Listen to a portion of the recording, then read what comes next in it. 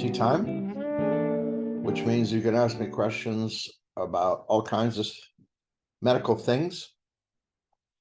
And I have some new ones to add to everything today. Again, this is all information. It's presented just for learning purposes and education.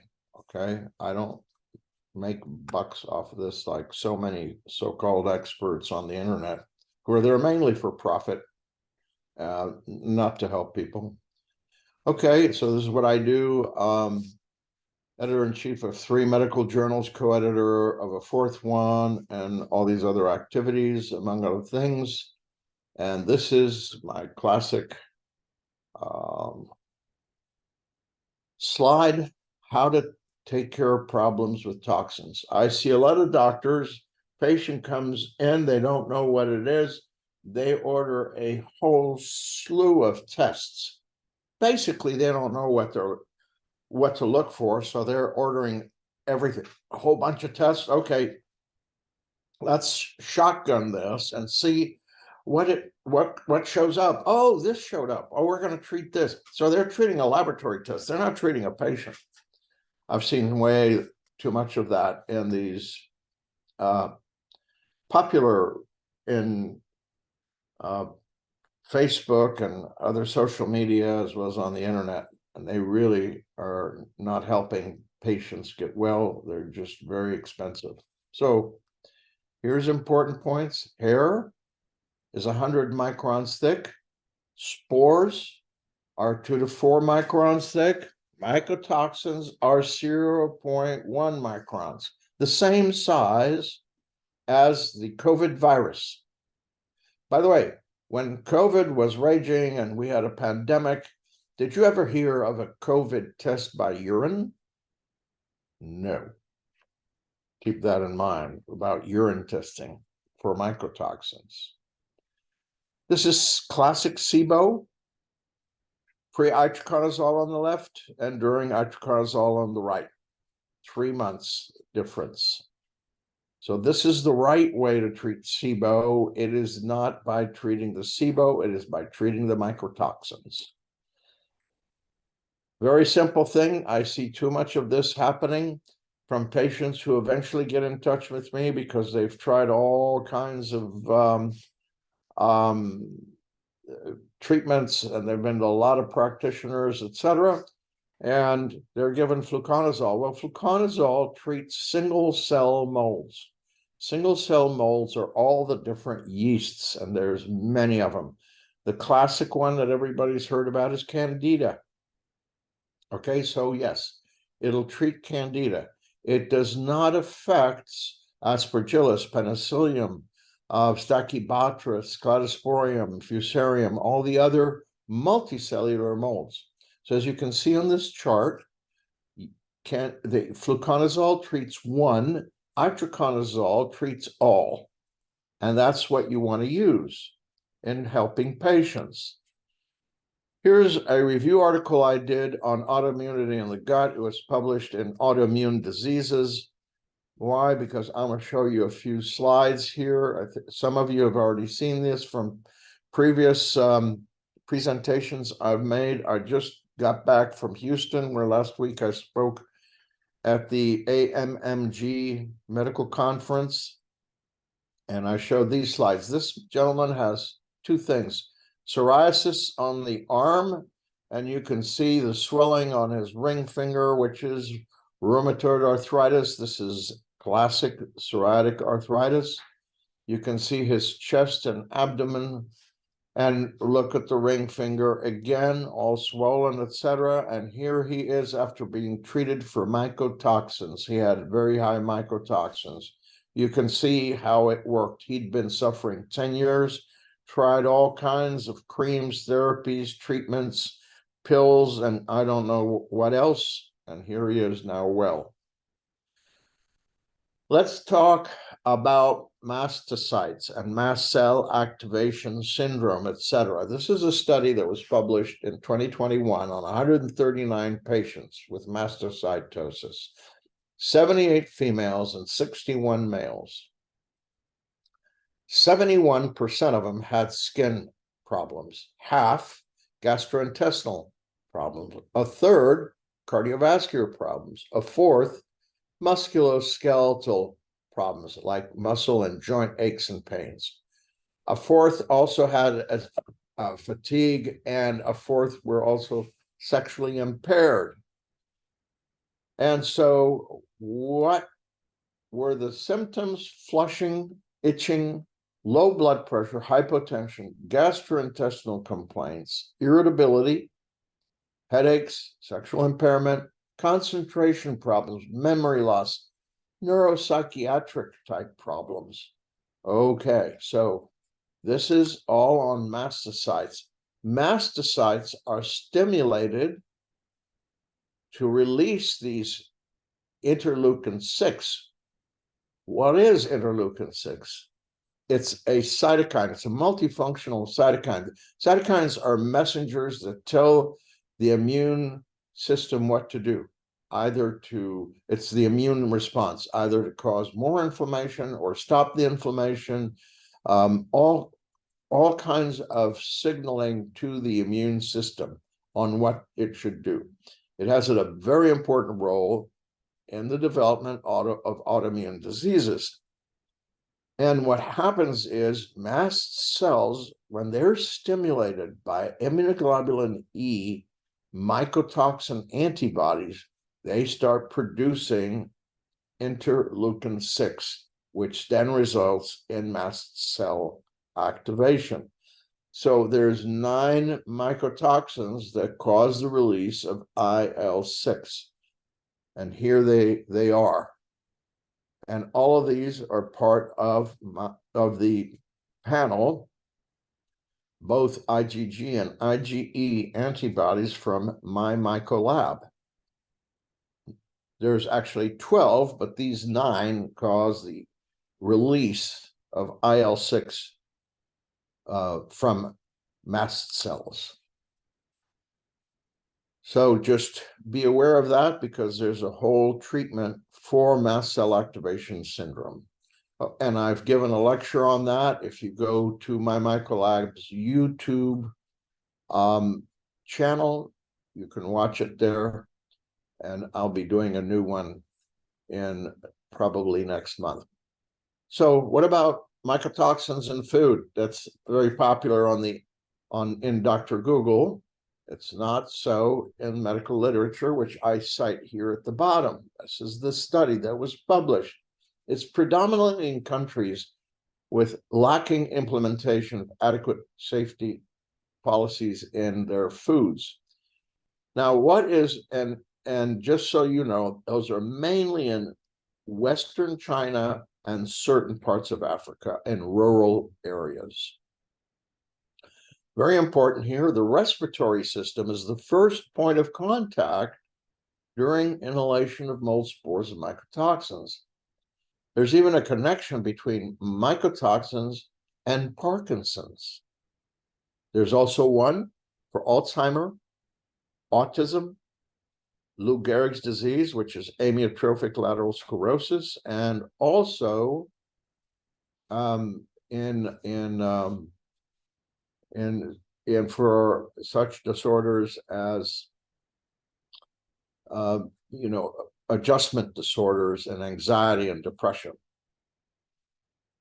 There's a question here. Hello, and someone who tests positive for Lyme and some of its co-infections, Babesia, and they test positive for mycotoxins. Well, what happens is mycotoxin antibodies cross-react with Lyme and cause it to turn out positive.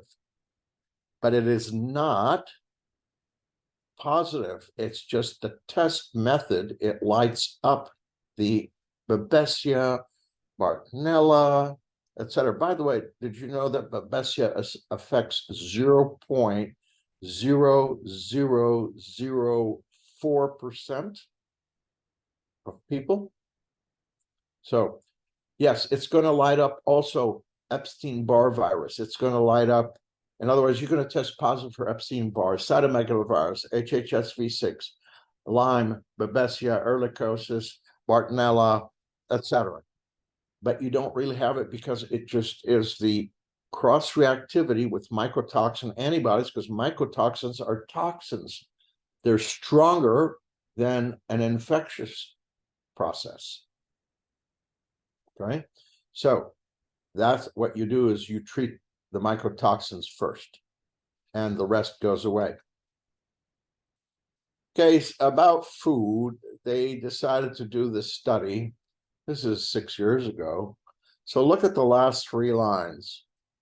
An adult weighing 170 pounds would have to eat 14 pounds of oatmeal that's rancid and that's smelly, tastes horrible, or 20 slices at one time of bread like that. So that's not what causes toxicity in the gut. All right.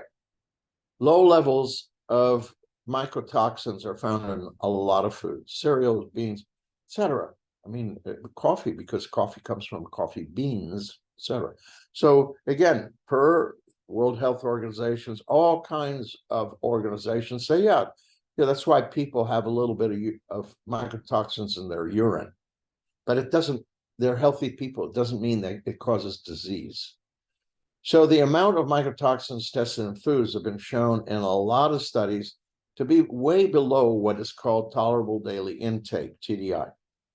And all these organizations set that, and it's really in low parts per billion. I once asked a scientist, actually a mathematician, to give me a visual of what is, how can I see a part per billion? He said, take 100 football fields, cover the football fields with golf balls, and take one golf ball out of the 100 covered football fields. That one is 1 part per billion. So naturally, this is not going to affect us. It's not going to cause any kind of disorder or disease. I have something. Here's another question. I have read that itraconazole is only minimally effective for T2 toxin. Is that true? No. What is your knowledge and experience with specifically T2 toxins? Well, I've been doing this for over 30 years. I've published over 100 studies. I have chapters in medical textbooks. So I can tell you that T2 toxins are affected by mycotoxins. In many of my webinars, I actually show before and after testing. Before the test results, before taking itraconazole, showing high levels of T2 toxin, and then in showing that those are back down to normal after treatment with itraconazole. And by the way, I hope the information that you're getting is not from Dr. Google, but from reputable medical journals that can be found on PubMed.gov, which is the National Library of Medicine under the auspices of the National Institutes of Health. That's where all peer-reviewed studies are.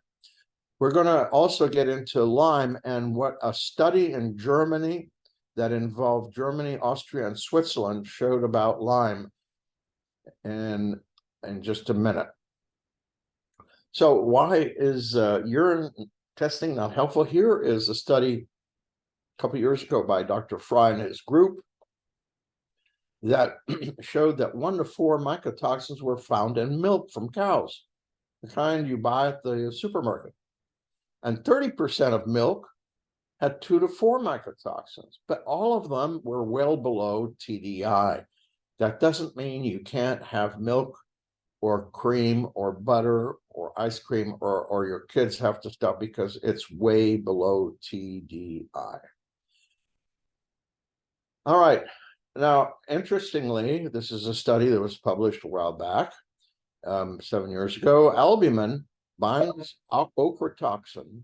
Albumin is the #1 protein of the human body. It is the #1. It's the highest amounts. Okay, so it binds ochratoxin, a mycotoxin, with unusually high affinity. 99.8% of ochratoxin is bound to albumin. And ochratoxin is reabsorbed from practically any part of the nephron in the kidney by both active transport and passive diffusion. Due to strong albumin binding of aflatoxin, its elimination by glomerular filtration is negligible. But I am told every time anyone does a urine test, ochratoxin is always there. Go figure. Okay, so this is a study that came out a year ago, October of last year. And it stated that the variability of mycotoxins concentration in urine and its volume based on daily intake demands urine sampling at different time points during the day. Okay, because there's a whole bunch of things that can factors that can affect it, such as gender, age, diet, how much liquid you've gotten, and muscle mass. All of these can affect the test. And what else did they say? They said that the ELISA method to detect mycotoxin in human serum comes with significant accuracy, precision, and specificity. You can read it in this medical journal. So this is the test.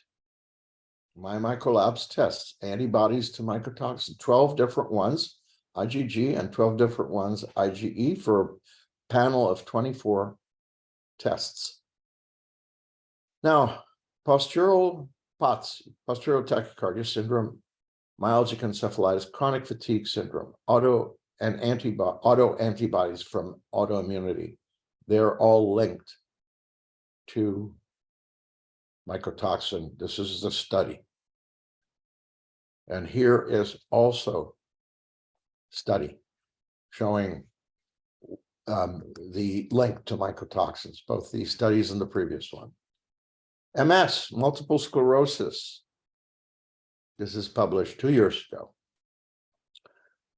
Gliotoxin, one of the mycotoxins tested by MyMycoLab, has been shown to affect and damage microglial cells, astrocytes, and oligodendrocytes in patients.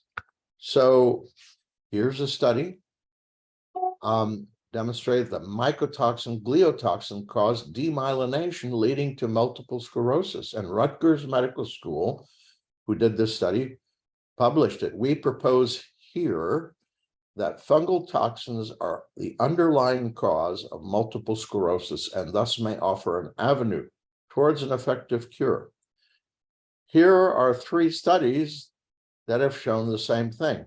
The first one is one that I was involved with, but the second one and the third one and the one in the previous slide show that MS is directly linked to gliotoxin. Therefore, you can get rid of the MS. Hashimoto's thyroiditis and mycotoxins. This again is another one. Okay, this is the study down at the bottom. What happened is they were struggling with Hashimoto's, which is an autoimmune thyroid disorder, and it was difficult to treat because the problem was mycotoxins, not the thyroid. Once you get rid of the mycotoxins, all this goes away, including autoimmunity, as we showed you in the patient with psoriasis and rheumatoid arthritis. Here's a study from autism. Mycotoxins in autistic toddlers eventually caused autoimmune disease, including lupus. And I've treated many autistic children. Here's a common thing. Oh, doc, I did emails I got. We did an ERMI test. ERMI test is a wrong test. Please look at the date of this announcement in the right lower corner, August 2013, over 10 years ago. It is not a good test. Don't be fooled by Dr. Google and those people on there. Okay. So if you want more information, here is, just email me. I'll give you the patient questionnaire or mold, mycotoxins, the brain, the gut, misconceptions. Also, and I've published studies on mycotoxins versus Lyme. And let me tell you something about Lyme disease from this study in Germany. What the Germans did is they got together, and by the way, this is in a webinar that I gave recently, I think last month or in August, and you can access that if you go to YouTube and the MyMycoLab channel. It's on there. What the Germans did is they got all the specialists that treat Lyme and all the organizations for that, such as the Paul Ehrlich Society, etc., and came up with a consensus report on Lyme. What are the signs that a patient may have Lyme? What are the symptoms? What you find on examination? What are the tests to use, and what are the treatments? Then they got, once these Lyme doctors got that consensus together, they sent it to the heads of every medical specialty in Germany, the head of cardiology, the head of obstetrics, gynecology, pediatrics, et cetera, et cetera. Okay. Once they all agreed on what is the signs, symptoms, diagnosis, and treatment, they then asked their colleagues in Austria to do the same thing. And then when the Austrian and Germans got the consensus back, they sent it to the Swiss, known for their precision and everything. That's where I was educated, so they're very precise people, believe me. And that consensus of Germany, Austria, and Switzerland came up with certain very interesting things. The testing done by the 2 or 3 of the most popular labs that I see patients bring to me, those are not valid tests for Lyme. The only test they said is valid is the multi-peptide test, and that in the United States is done by Immunosciences Laboratories, Los Angeles. Secondly, they said, and they showed, that all these people that are treating chronic Lyme with months and years of antibiotics, that 5 clinical trials in the United States and 3 clinical trials in Europe showed there was no change in the patients by giving them longer treatment. And what is the normal length of treatment if they have Lyme disease and not neuro Lyme disease, which is called neuroborreliosis? If they just have Lyme disease, treatment is 2 weeks. If they have neuroborreliosis, treatment is 3 weeks. If that doesn't work, they said, look for some other cause. And I can tell you, because so many practitioners rely on these unacceptable tests, and they look at the test result, oh, this is positive. Yeah, it's positive because of cross-reactivity with mycotoxins. So anyway, I thought I'd give you that information. By the way, next week is a webinar on gut health and mycotoxins. So, folks, any questions, please put them in the chat. Is there any evidence that turmeric or curcumin, same thing, by the way, it's like automobile or car, benefit recovery from mycotoxin inflammation? Absolutely. Yes, there is. Yes, I agree. I treat my patients. I use curcumin, and I get it from the lab that's called Claire with a K, Claire Labs. Actually, it's called Curcuthera there.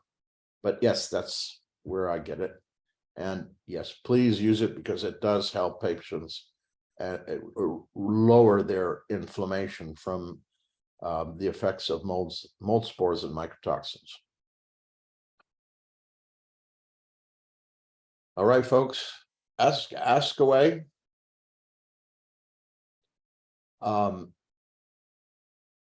Are there any other treatments if itraconazole cannot be tolerated due to stomach inflammation? The all generics in the United States, including itraconazole, which is generic, come from India or China. And often this will affect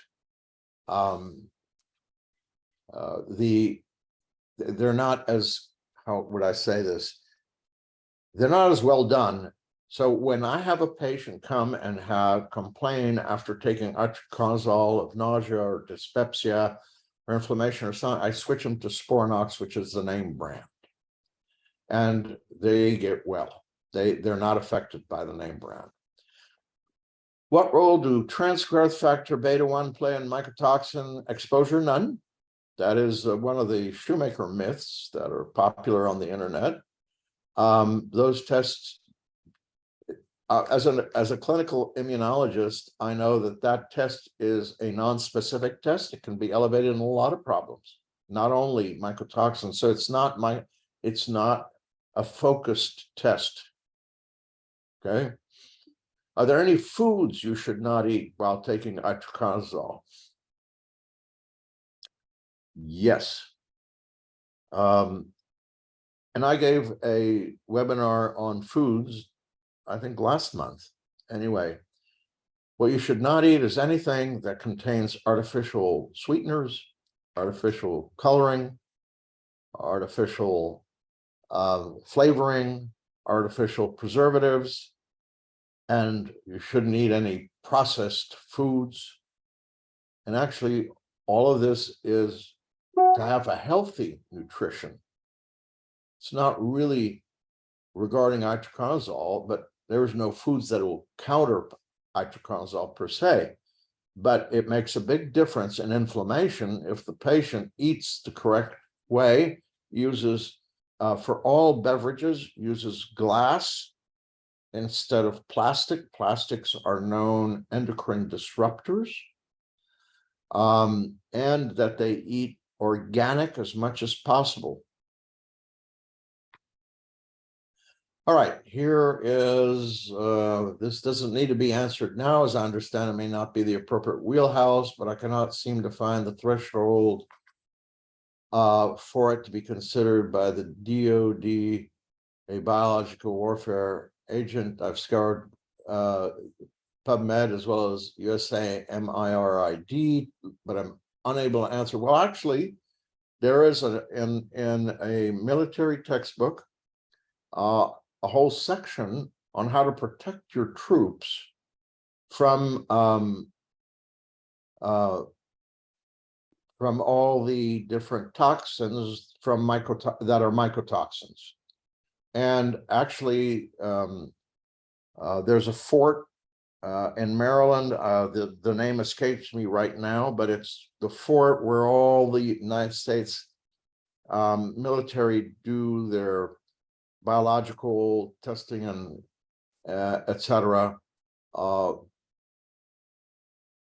Again, I don't remember the name, but they've done this. Why are Drs. Ray and Lieberman environmental experts? Dr. Ray is a very close friend of mine. I knew him well. He died just a few years ago. They do the subcutaneous provocation neutralization for mold exposure. That's fine for mold. Notice this is not about mold. We have been discussing mycotoxins. Molds are part of the 4 sections of microbiology. There's 4 pathogens: bacteria, viruses, molds, or fungi, and parasites. You can do those kind of neutralization provocation. Mycotoxins aren't, all those 4, by the way, are alive. They have cell walls, etc. Mycotoxins, or toxins in general, are not alive. They don't have cell walls. Mercury is not alive. Mercury, mycotoxins, glyphosate, these are all molecules. So you don't do that for molecules. Should itraconazole be taken with food or supplements, and how much time before eating to take itraconazole?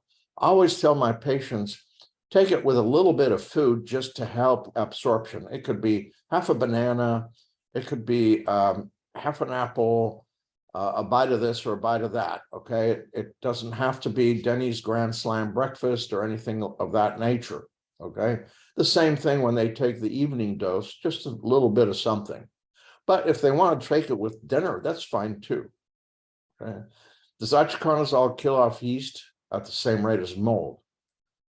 When do people normally see the best benefits of medicine to where it's noticeably getting better? Well, to get you to yeasts, I'll take you back to here that I mentioned early on in this. So fluconazole is for yeasts, itraconazole is for yeast and all the others. So what itraconazole does is it destroys the cell wall of molds, okay, whether they're single cell or multiple cell. So it doesn't matter if it's this mold, that mold, the other mold, whether it's Candida or whether it's Stachybotrys penicillium, it destroys the cell wall. Usually people start feeling better after, and it's not only itraconazole. If you watch my treatment paradigm webinar, it's itraconazole plus various specific supplements. So it takes about 8 to 10 weeks for that to start working, where people notice a difference.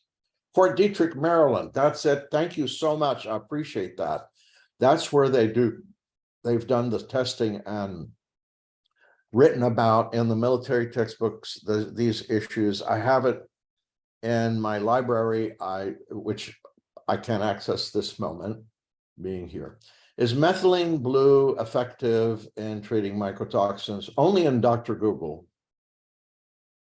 not in medicine, not in science. Let me go back here so that you can ask me these questions, or again, gut health and mycotoxins. A week from today is a webinar. Do mycotoxins cause painful migraines during hormonal changes? Oh yeah. Wow. I just, as I said in the beginning, I just came back from Houston from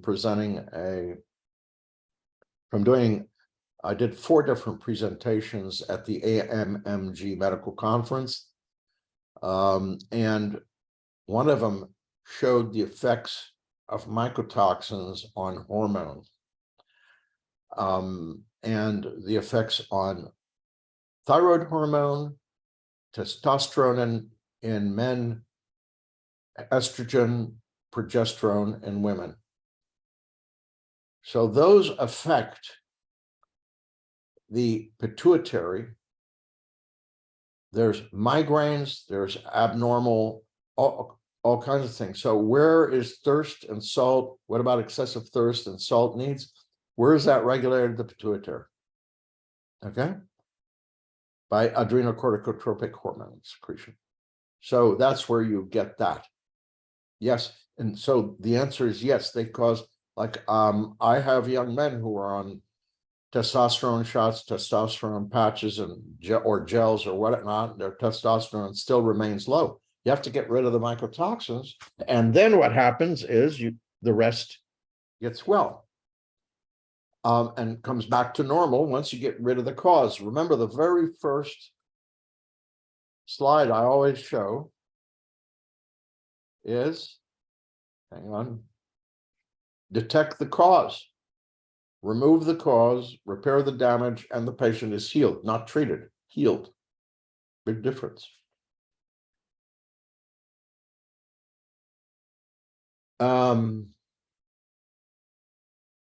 Any other questions?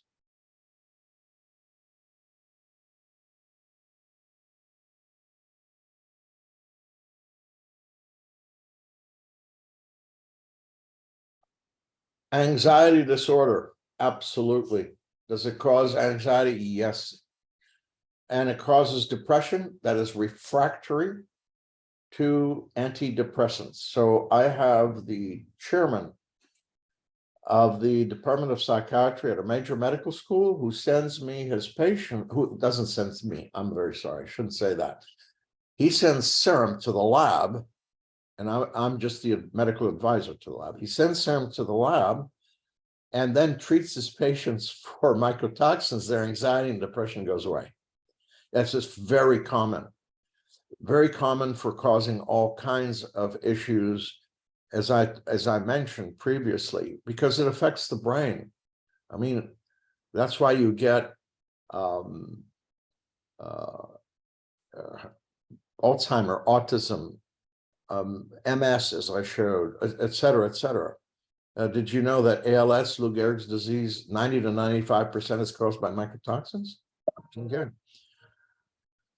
The standard dosage of itraconazole is 200 milligrams a day, divided into 200 milligrams in the morning, 100 milligrams in the evening. Standard dose. You're welcome.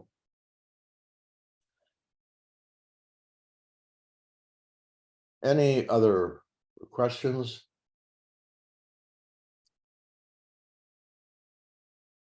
Can you start itraconazole immediately, dosing 200? Absolutely. Why not? Oh, and for those of you who are worried about Dr. Google saying it's going to fry your liver, all your teeth are going to fall out, your hair is going to fall out, and you're going to die, and all this kind of stuff.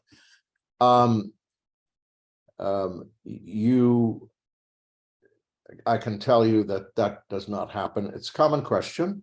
For example, how much Herx I see about in my patients, and I've treated well over 16,000 patients. I've seen maybe 1% get a Herxheimer reaction. Here's a question. I occasionally have trouble swallowing, and then it goes away. Is there a link between throat irritation, or where it feels like food can get stuck or be irritating the throat? That's more a sign of MCAS, mast cell activation syndrome, not yeast. Forget yeast. They don't do that. Do mycotoxins cause tachycardia syndrome? So let me take you to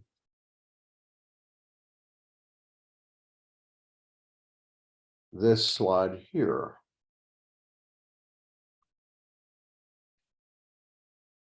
Postural tachycardia syndrome, POTS, tachycardia. So yes, mycotoxins do cause this. Any other question? Have I seen a skin breakout while on itraconazole, i.e. killing the mold? In mast cell, yes. Mast cell activation, not in normal treatment for mycotoxins, but in mast cell, yes. Could mycotoxins cause elevation of IL-8 or IL-10? Absolutely.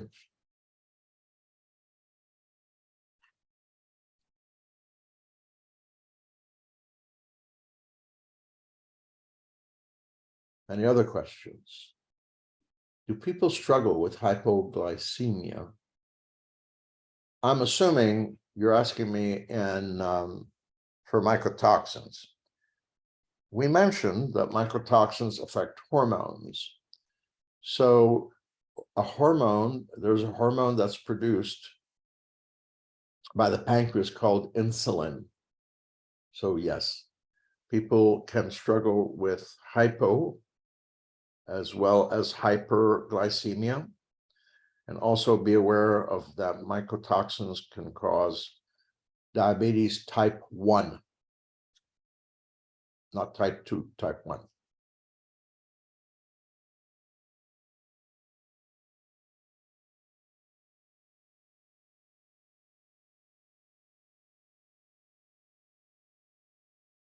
Any other questions?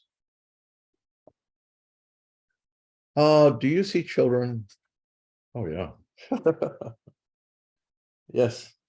This is, the question is, you see children presenting with pediatric acute neuropsychiatric syndrome after exposure to mycotoxins. There are a cluster of 5 genetic sets of 6 children who have PANS after 3 different exposures. Yes, Actually, I'm involved in a study on PANS, and a separate one on autism in children, with them being tested for mycotoxins in the blood.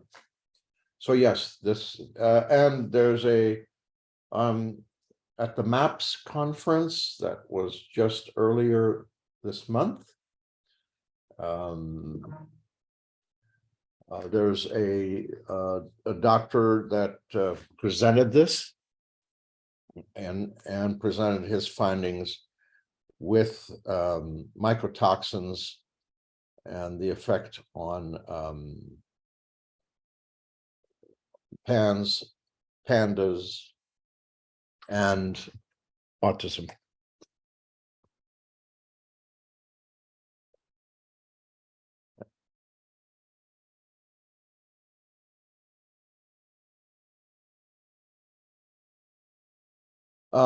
The question is, are Vibrant America tests for tick-borne illnesses and mycotoxins and other conditions bunk? Yes. In my opinion, they're useless tests. How long should a patient be on the 200 milligrams of itraconazole? That be an appropriate pediatric dosage? No.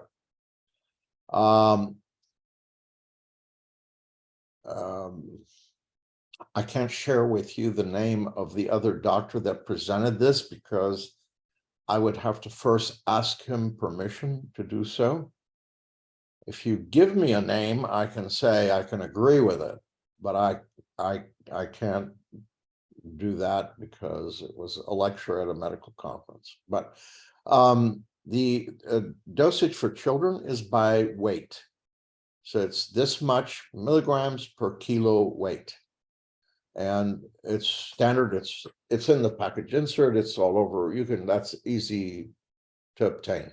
As I've treated 2-year-olds, 5-year-olds, 10-year-olds, 15-year-olds, etc. So yes, it's treated by weight. Adults, it's 100 milligrams twice a day.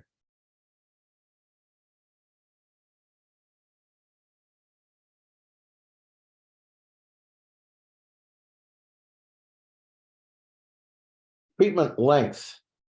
In the medical textbooks, the treatment length for a toxin such as mycotoxins is 12 to 18 months. If you use the nutraceuticals and you use the nutritional guidelines that I've given in my webinar, the treatment is 6 months. You're talking about toxins, not living organisms. That's why it takes much longer. Like, for instance, mercury, it's 2 to 3 years. For molds, viruses, bacteria, parasites, there's medication, prescription drugs that you can take to treat those, but those are infections. These are toxins. Are there ever people that don't improve? Is there ever permanent damage these mycotoxins can do? In certain very rare cases. And I'm can tell you that few and far between. Okay. So those are the ones that are permanent. Also, for example, I saw a 17-year-old with autism. In other words, he's been trapped by autism for 17 years. He responded well to treatment. He's now fine. Actually, a funny story that I'll tell you is that his mom took him to the pediatric neurologist that had seen him since childhood and gave him all these drugs. She needed his signature on a document for her son to go to school.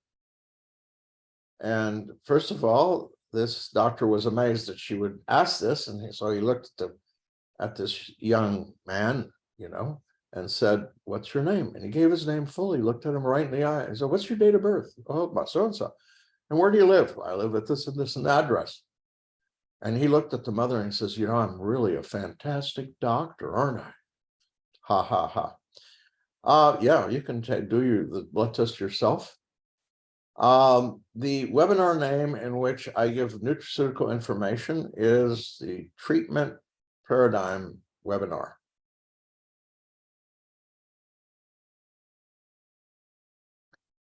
Any other questions?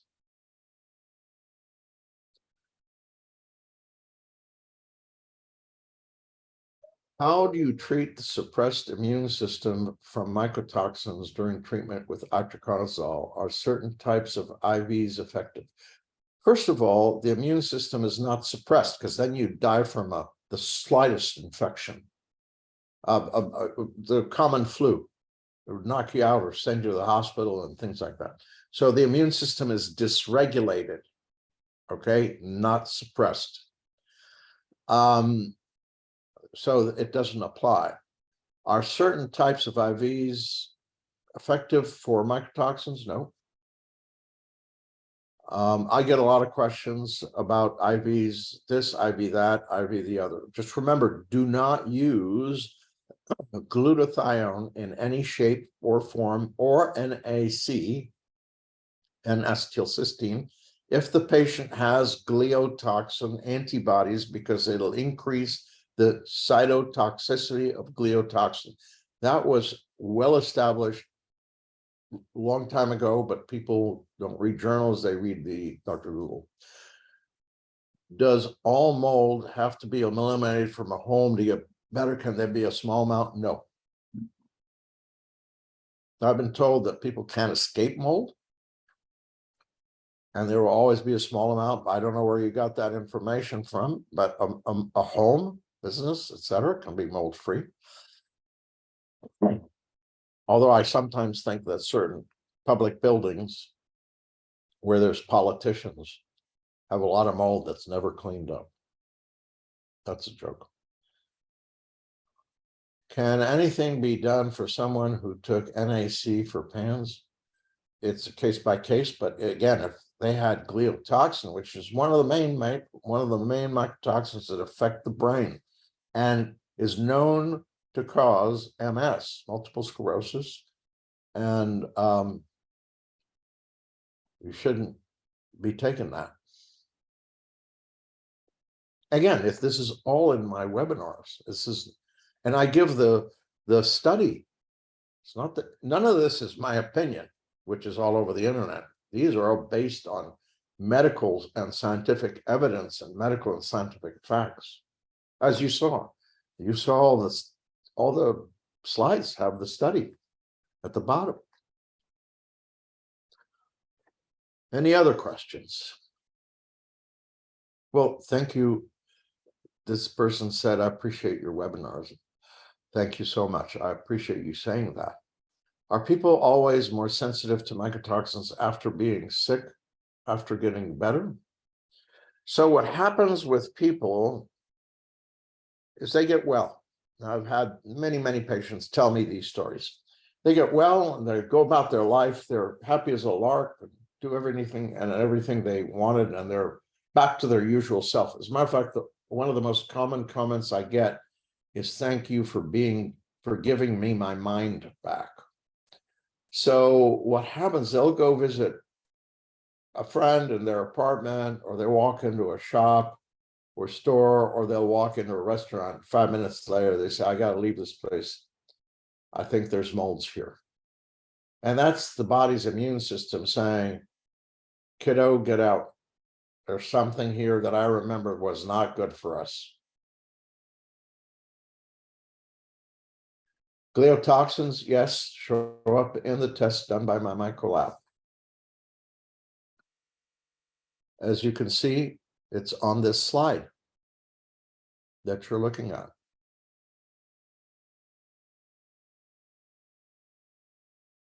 If you're looking. What is my opinion on hyperbaric oxygen therapy? Would it be helpful during itraconazole treatment? Actually, I have a chapter in a textbook of a textbook of HBOT, hyperbaric oxygen therapy, that I wrote a long time ago. But it helps, but very temporarily, and it's not long lasting. So you have to do it least a couple of times a week, on and on and on and on and on and on. And so it doesn't really help that much so that it stays. Yeah, you might feel okay for a little bit, but then everything comes back. What would cause tachycardia after taking itraconazole? It would cause it if you have the generic. The generic comes from India or China. And sometimes these are not exactly the least uncontaminated. So if it was compounded, oh my gosh, wow, I'd be really concerned about it, having it compounded. Because at least the generic had to go through some testing by government agency. When it's compounded, who knows?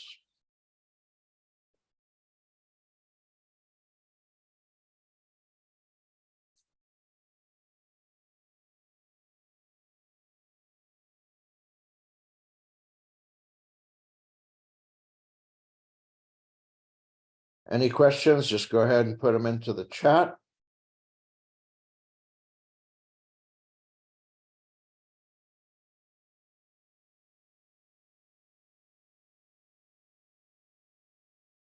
And if there's none, we've come to the end of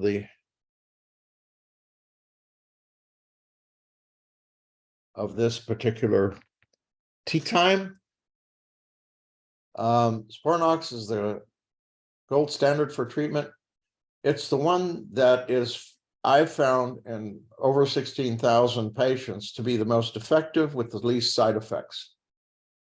And it's in textbooks, it's in everything.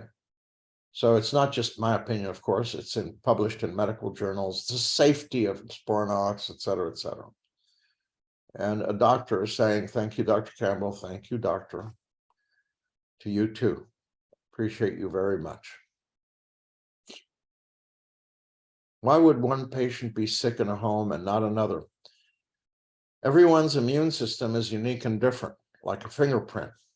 So just as some people get the flu, they walk around with a box of Kleenex for a couple of days and then they're fine. And then there's other people who get the same flu and they're in bed for a week or 10 days. It's the same process. We're all different.